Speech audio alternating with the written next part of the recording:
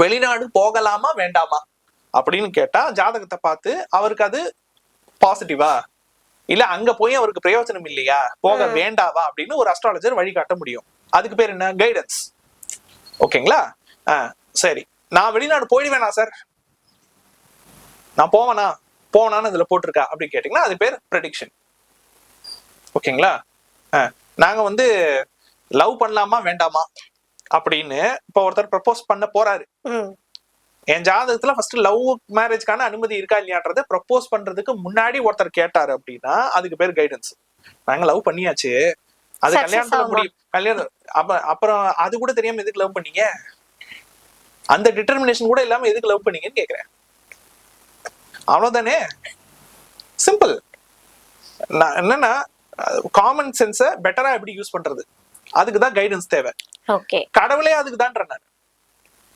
இப்ப இவங்க எப்படி மாத்திட்டாங்கன்னா கடவுளை வந்து அலாவுதீன் விளக்கு பூதம் மாதிரி மாத்திட்டாங்க. நான் கேக்குறத நீ கேக்குறத கொடுக்கணும். அவர் ஏன் கொடுக்கணும்ன்ற நானு, நீங்க கேக்குறத அடையிறதுக்கு வழி காட்டுறது மட்டும் தான் அவருடைய வேலை. அதுக்கு பேரு தானே வழிபாடு. வழிபடுங்கள்னு சொல்றாங்கல்ல. ஆக்சுவலா வழிபடுறதுன்னா என்ன?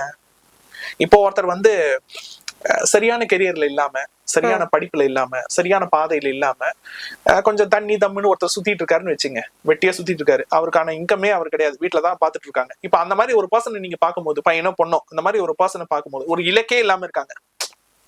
என்ன சொல்றது, அவங்கள பத்தின ஒரு அவேர்னஸும் இல்ல, நாளைக்கு என்ன பண்ண போறோன்ற ஒரு ஐடியாவும் இல்ல, எதுவுமே இல்ல, அப்படியே அந்த கால் போன போக்குல போறாங்கன்னு சொல்லுவாங்க இல்லையா, அந்த மாதிரி ஒரு இலக்கே இல்லாம இருக்காங்க. அவங்கள பார்த்தா நம்ம வந்து டக்குன்னு என்ன, ஒரு பெரியவங்க என்ன சொல்லுவாங்க, இதெல்லாம் எங்க உருப்பட போகுது, கண்டிப்பா ஒரு வார்த்தை டக்குன்னு வந்துடும். ஆக்சுவலா அந்த வார்த்தை எவ்வளவு நுணுக்கமான வார்த்தை என்ன தெரியுமா? உருப்படுவது. உருன்னா என்ன? உருவம். உருவம்னா என்ன? நீங்க கண்டதுக்கு இருக்குன்னா உருவம் கிடையாது, ஸ்கேல்ல கிழிச்சீங்கன்னா கரெக்டா வரும்.